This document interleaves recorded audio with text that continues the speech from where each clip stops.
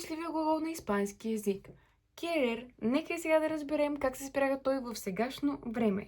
Олева и Беси, привет на всички! Добре дошли отново в моя YouTube канал. За тези от вас, които не ме познават, аз съм Вилиана и ви помагам да научите испански язик по-лесно.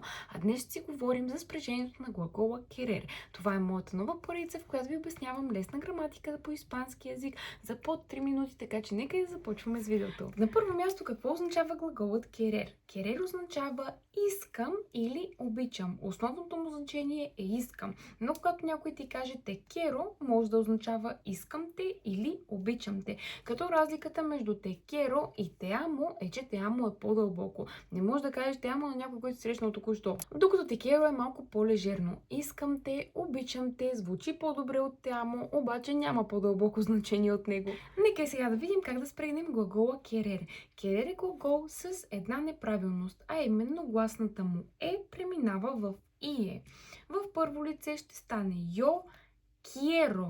Yo quiero. Не казваме yo quiero, казваме yo quiero. Yo quiero.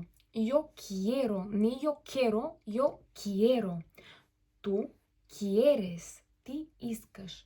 Tú quieres. Él, ella, usted quiere. Quiere. Нека да ги повторим на този момент. Yo quiero. Tú quieres. Él, ella, usted quiere.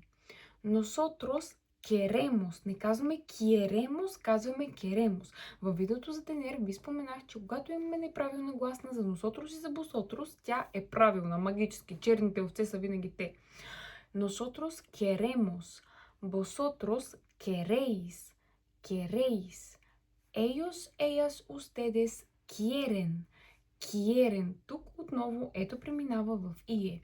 Нека да ги повторим всичките. Yo quiero. Tú quieres.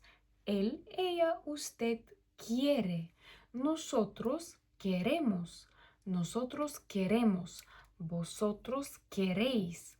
Queréis. Ellos, ellas, ustedes quieren. Quieren.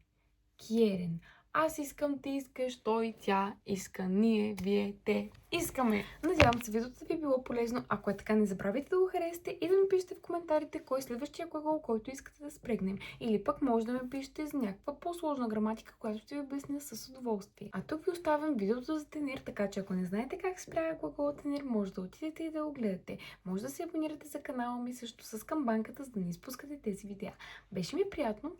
Hasta pronto, bebés.